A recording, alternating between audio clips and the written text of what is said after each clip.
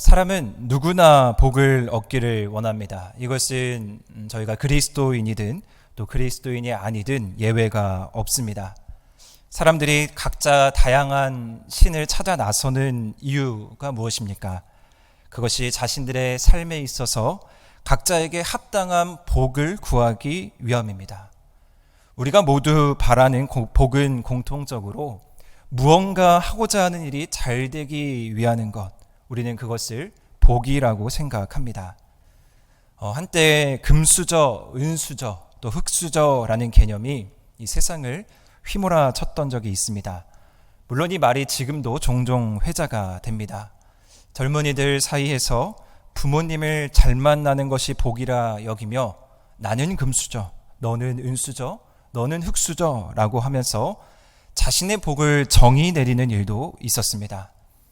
우리 부모님들 입장에서도 마찬가지입니다. 혹 자식이 조금 비실비실대고 성에 차지 않으면 그것을 나는 자식 복도 없다라고 말합니다. 이러한 모습 자체가 사람들의 주된 관심사가 이 땅에서 무언가를 통해서 누릴 수 있고 얻을 수 있는 그 복에 집중되어 있다라는 것을 보여줍니다. 우리가 사랑하는 이 성경 안에서도 복을 다루는 성경 구절이 아주 많이 기록되어 있고요. 또 우리도 그 성경 안에서 기록된 그 복의 말씀이 우리 삶 가운데 그대로 이루어지기를 바랍니다. 대표적인 말씀이 바로 민수기 6장 24절에서 26절 말씀에 보시면 모세의 축복이 아주 간절하게 기록되어 있습니다. 여호와는 내게 복을 주시고 너를 지키시기를 원하며 여호와는 그 얼굴을 내게로 비추사 은혜 베푸시기를 원하며 여호와는 그 얼굴을 내게로 향하여 드사 평강 주시기를 원하노라 할지니라 하라. 우리는 이 말씀을 늘 곁에 두고요, 또 아멘 하면서 그대로 이 말씀이 이루어지기를 바라는 것이 우리들의 마음입니다. 이렇게 성경 안에서도 복에 대해서 충분하게 설명을 하고 있는데요, 그렇다면 오늘은 이 성경 안에 나와 있는 복을 과연 우리는 어떻게 이해해야 하며 또 그리스도인으로서 우리는 어떻게 복 있는 삶을 살아가야 하는지를 오늘 바울이 기록한 이 로마서 말씀을 중심으로 함께 은혜를 나누고자 합니다. 사실 이 성경 안에 나타나는 복의 원리는 저희들이 너무나 잘 알고 있고요, 아주 간단합니다. 구약 성경 말씀을 펴서 조금만 읽으시면 이해할 수가 있는데요, 율법을 잘 지키면 복을 얻고 율법을 지키지 않으면 저주를 받습니다. 다시 말해서 하나님의 말씀에 순종하면 복을 얻게 되고요, 불순종하게 되면 벌을 얻게 된다라는 것이 성경의 기본 원리입니다. 출애굽기 19장 5절 말씀에 보면 이스라엘을 제사장 나라 삼아주겠다라고 하신 그 약속의 말씀에서 분명하게 나타납니다. 세계가 다 너에게 속하였으니 너희가 내 말을 잘 듣고 내 언약을 잘 지키면 너희는 모든 민족 중에서 내 소유가 되겠고. 이스라엘 백성들은 이 말씀을 붙들고 하나님의 말씀에 순종하고 율법에 순종하고 나아가면 아브라함에게 허락하신 그 약속, 하나님께서 부어주시는 셀 수 없는 그 복을 충분히 받을 수가 있습니다. 그런데 여기에 문제가 있습니다. 율법을 지키고 하나님의 말씀을 잘 지켜야 하는데 그 이스라엘 백성들에게 율법이 스스로 걸림돌이 되었던 것입니다.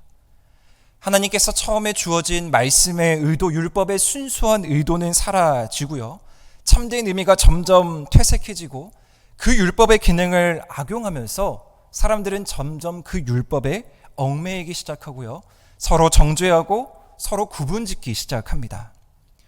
유대인들은 자신들이 주장하는 것이 무엇이냐, 우리들이 내세우는 그 율법의 영역 안에서만 너희들이 답을 얻을 수 있다라는 것입니다. 할례인과 유대인을 분명하게 구분하고요, 이방인과 유대인을 분명하게 구분하면서 너희들이 율법을 통해서만 구원받을 수 있다, 율법을 드러내면서 자신의 우월감을 나타내며 구원을 소개하고 있었던 것입니다. 그래서 당시 결과적으로 율법주의자들, 또 흔히 말하는 종교 지도자들은 사람들에게 과한 율법을 주장하면서 과중하게 사람들에게 책임을 묻고 부담을 주게 되었습니다. 그리고 율법을 지키지 않으면 철저하게 공동체에서 배척하게 되는 일이 발생했습니다. 쉽게 말해 이렇게 정의할 수 있을 것 같습니다.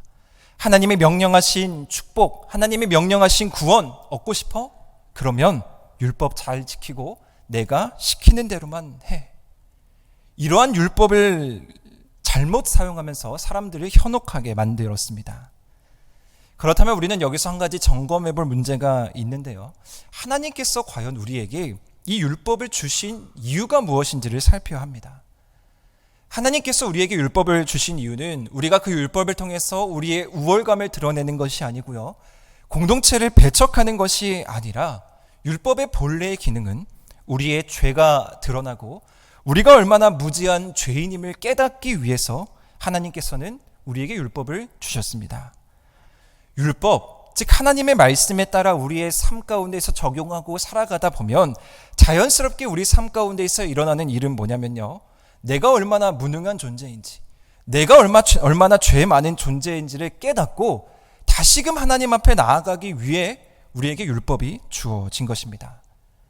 그런데 이렇게 하나님께서 주신 그 의미는 사라지고 점점 사람들로 하여금 율법은 구원의 매개체로 이용되고 편가르고 판단하고 차별하는 일로 쓰였던 것입니다.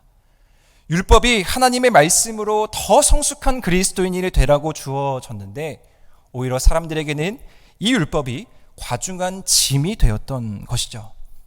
그래서 신약시대에 예수님께서 이 땅 가운데 오셔서 뭐라고 말씀하셨습니까? 마태복음 11장 28절에 보시면 수고하고 무거운 짐진 자들아 다 내게로 오라 내가 너희를 쉬게 하리라 라고 말씀하십니다. 율법의 과중한 짐에 억눌려 있던 자들에게 예수님께서는 이제 본격적으로 참된 쉼에 대해서 말씀하시고 이 율법의 의미를 다시 재정의하십니다. 예수님께서는 이 땅 가운데 오셔서 나는 율법을 폐하려 온 것이 아니다. 도리어 나는 율법을 완성하러 이 땅 가운데 오셨다. 그리고 내가 너희에게 새 계명을 허락하겠다. 그 새 계명으로 너희는 구원의 길이 새롭게 열리게 된 것이다. 따라서 철저한 유대주의자들에게 있어서 이 예수님의 말씀, 예수님의 새로운 구원의 말씀은 달갑지 않을 수밖에 없습니다. 그렇게 예수님께서 십자가에 못 박혀 돌아가시고 메시지를 충분하게 전하시고 심지어 부활하셨음에도 불구하고 이 사실은 당시 유대인들에게 여전히 그들에게는 율법에 확고한 신념이 있었던 것 같습니다. 그래서 예수님의 뒤를 이어 그 예수님의 사명을 붙잡았던 대표적인 인물 바울 사도가 오늘 본문에서 이 사실을 다시 한번 충분하게 정리하고 설명하고 있습니다. 오늘 본문은 앞선 로마서 3장에서 나타나는 문제 제기에 대한 답변입니다.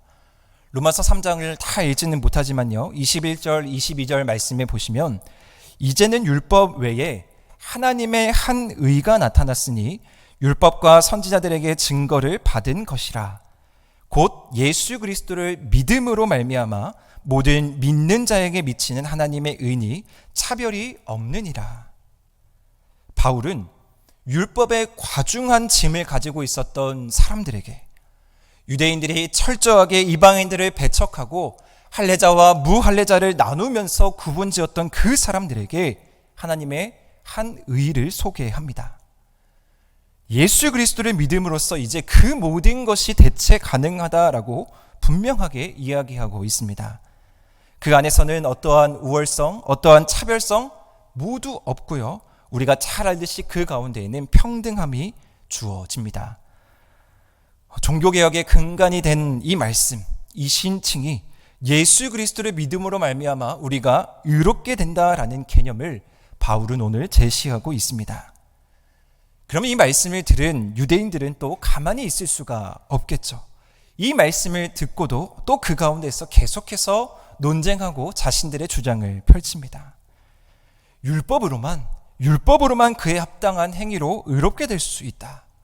따라서 유대인들만 구원에 이를 수 있다라고 유대인들은 계속해서 주장합니다.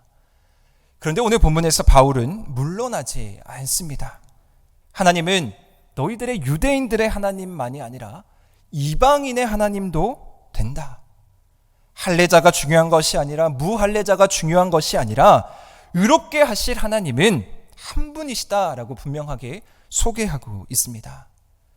믿음으로 율법을 파기하고 믿음으로 율법이 무소용 무가치한 것이 아니라 우리가 믿음으로 인해서 이 율법을 더 굳건하게 세운다라는 것이 바로 오늘 본문의 이야기입니다. 그리고 오늘 본문 가운데에서는 특별히 구약 성경의 인물이 등장하고 있는데요. 그 구약 성경의 등장을 통해서 바울은 자신의 논지를 더 강화하고 있습니다. 앞선 3장 30절 말씀에 보시면 할례자와 무할례자에 대해서 바울이 이야기합니다. 근데 유대인들은 무엇을 지금 주장하고 있는 거냐면요, 아브라함 또한 할례자 아니었냐? 아브라함이 할례를 받았기 때문에 의롭게 된 것 아니냐라고 이야기하고 있는 것입니다. 할례가 무엇입니까? 구약 성경 첫반부에 보면은 할례는 남성에게 주어지는 구별됨의 표시, 다시 말해서 율법의 가장 기본이었고 가장 대표적인 예가 할례였습니다. 할례를 행했다 그러면 그 사람은 율법을 잘 지키는 사람이고요, 할례를 행하지 않았다 그러면 이방인으로 배척되는 것입니다. 당시 유대인들이 가장 존경하고 가장 따랐던 그 아브라함의 그 예를 일부러 바울은 다시 이곳에서 끌어오면서 아브라함의 예를 다시 한번 유대인들에게 주장하고 있는 것입니다. 지금 유대인들, 너희들이 생각하는 그 할례를 행하고 의롭게 된 아브라함, 그거 너희들 잘못 알고 있는 것이다. 오늘 바울은 뭐라고 얘기하고 있냐면요, 아브라함은 너희들이 생각하는 것처럼 할례를 받아서 의롭게 된 것이 아니라 아브라함 가운데에는 하나님의 신실하심을 믿은 사실이 먼저 있었다라고 바울은 주장하는 것입니다. 3절 말씀에 보면은 그렇게 기록되어 있는데, 아브라함이 하나님을 믿음에 그것이 그에게 의로 여겨졌다라고 기록하는 것이죠. 이는 창세기 15장 6절의 말씀을 보면 저희들이 더 잘 이해할 수가 있습니다. 창세기 15장 6절 말씀에 보면 아브라함이 여호와를 믿으니 여호와께서 이를 그의 의로 여기셨다. 아브라함이 하나님을 믿은 일이 먼저 선행되었다라는 것입니다. 창세기 말씀을 잠깐 보시면 창세기 12장 말씀에서 하나님께서 아브라함을 부르시죠. 그리고 내가 너를 복의 근원이 되겠다 하고 약속을 주십니다. 여러 가지 어려움이 있었지만 아브라함은 그 약속을 붙들고 오늘 15장 말씀에서 이 고백을 하며 그 약속을 믿고 따릅니다. 그리고 유대인들이 주장하는 할례는 어디에 기록되어 있냐면요, 이후 17장 말씀에 기록되어 있습니다. 그러면 분명하게 저희들은 성경을 정리할 수가 있습니다. 순서적으로 아브라함이 하나님을 믿은 것이 먼저이고 할례를 받은 행위보다 먼저 하나님께서 아브라함에게 그 믿음을 약속하셨다라는 것입니다. 하나님께서 갈대아 우르를 떠나게 하시고요, 친척과 본토 집을 다 떠나 내가 지시할 그 땅으로 가라 하신 그 언약의 사실을 이 아브라함은 먼저 믿었다라는 것입니다. 그리고 나서 그 믿음의 표시로 부차적인 요소로 할례를 받은 것이지, 그 할례가 즉 율법으로 말미암아 의롭게 되지 않았다라는 것이 바로 오늘 바울의 주장입니다. 오늘 본문에서 바울이 이야기하고 싶은 핵심이 무엇입니까? 아브라함은 믿음을 가진 자였다. 그런데 그것이 단순한 믿음이 아니라 하나님의 신실하심을 믿는 믿음이었다라는 것입니다. 아브라함이 복의 근원이 될 수 있었던 이유, 아브라함이 믿음의 조상이 될 수 있었던 이유가 바로 그 신실하심을 믿는 믿음 가운데 있었던 것입니다. 할례의 행위로 인해서가 아니고요, 그 신실하심을 믿은 그 믿음의 고백이 아브라함 안에서 진정한 의, 진정한 하나님과의 올바른 관계를 형성할 수 있었던 것이죠. 그런데도 유대인들은 계속해서 어떤 일, 어떤 공로, 행위에 대해서 이야기합니다. 6절 말씀에 보시면 이렇게 기록되어 있는데요, 이런 것이 없이 하나님께 의로 여기심을 받는 사람의 복에 대하여 다윗이 말한 바, 일한 것이 없는데 도대체 어떻게 우리가 하나님께 의로 여김을 받을 수 있습니까? 일한 것이 없는데 우리가 어떻게 복을 얻을 수 있습니까?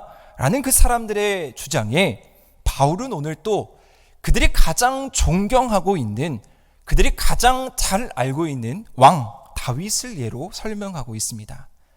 오늘 본문 다윗의 답변 7절 8절 말씀은 다윗의 시인 시편 32편 1절과 2절의 말씀을 인용한 말씀입니다. 불법이 사함을 받고 죄가 가리어짐을 받는 사람들은 복이 있고 주께서 그 죄를 인정하지 아니하실 사람은 복이 있도다. 의롭다 하신다라는 것은 사람의 어떤 행위와 전혀 무관하게 하나님께서 값없이 주시는 것, 즉 은혜의 차원이라고 바울은 분명하게 설명하면서 구약에서 나타난 다윗의 고백이 오늘 바울의 고백과 완전하게 일치하고 있음을 보여줍니다. 이 논지, 바울이 펼치고 있는 이 논지를 통해서 저희는 오늘 서론에서 나눴던 복의 의미와 접목해서 생각해 볼 수가 있습니다. 바울이 예를 들고 있는 아브라함이 어떻게 복의 근원이 되었을까를 보면 우리는 알 수가 있는데요. 오늘 보면 18절 말씀에 뒷부분에 나와 있는 18절 말씀에 보시면 아브라함의 믿음에 대해서 이렇게 이야기합니다. 아브라함은 바랄 수 없는 중에 바라고 믿었다. 21절 말씀에서도요. 약속하신 그것을 또한 능히 이루실 줄 확신했다. 여기서 저희들은 복이 무엇인가, 우리가 그리스도인으로서 어떻게 복된 삶을 살아가야 할 수 있을까를 답을 내릴 수가 있습니다. 복이라는 것은 무언가를 행해서 얻어지는 것이 아니라 내가 했던 노력과 내가 했던 공로와 그 대가로 인해서 얻어지는 것이 아닙니다. 아브라함은 그저 하나님이 어떤 분인지를 분명하게 알았고 그 알을 통해서 하나님을 바라고 하나님을 신실하게 믿었습니다. 아브라함은 어떤 상황이 와도, 아브라함은 자신에게 주어진 어떠한 시련과 고난이 오더라도 신실하신 하나님에 대한 그 믿음이 변함이 없었다라는 것입니다. 따라서 아브라함은 자신에게 주어진 약속의 성취가 반드시 이루어질 것이다 라는 것을 분명하게 알았습니다. 사랑하는 하늘의 성도 여러분, 이것이 바로 저희들이 누릴 수 있는 복의 출발입니다. 훗날 바울도 분명하게 이 사실을 알았기 때문에 오늘 본문을 기록했고요. 또 마태복음 1장 1절 말씀에 보시면 예수 그리스도의 계보가 나오는데 그 계보에서도 오늘 예로 들고 있는 아브라함과 다윗의 자손 예수 그리스도다라고 예수님을 소개합니다. 아브라함과 다윗의 자손 예수 그리스도를 통해서 이제 아브라함에게 주어진 그 온전한 약속의 성취가 예수님으로 완성되었다라는 것을 분명하게 성경은 기록하고 있는 것입니다.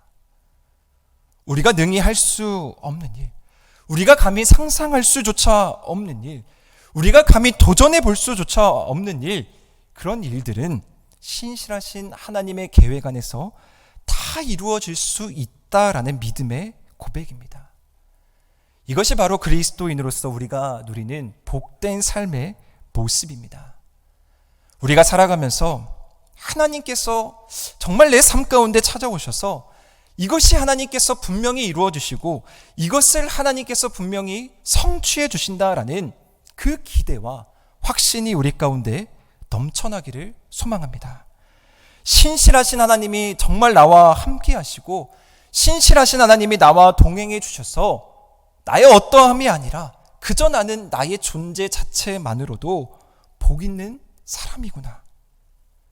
우리는 이 말씀을 통해서 우리가 가지고 있는 여러 가지 고민들을 해결할 수가 있습니다. 우리의 노력으로 인해서 무언가 이루어지는 그 결과, 그것을 추구하고 그것을 쫓아가는 그 세상의 가치에 복이 있는 것이 아니고요. 나의 어떠함을 드러내야 되고 내가 지금 하는 일을 이루기 위해서 애쓰는 그런 모습, 행위 가운데에서 보여지는 것이 중요한 그런 모습 가운데에서 복이 있는 것이 아닙니다. 요즘 사람들은요, 어떻게 하면 자신을 드러낼 수 있을까를 참 많이 고민합니다. 다양한 방편으로 인해서 자신의 가치와 자신의 능력을 입증하고 싶습니다.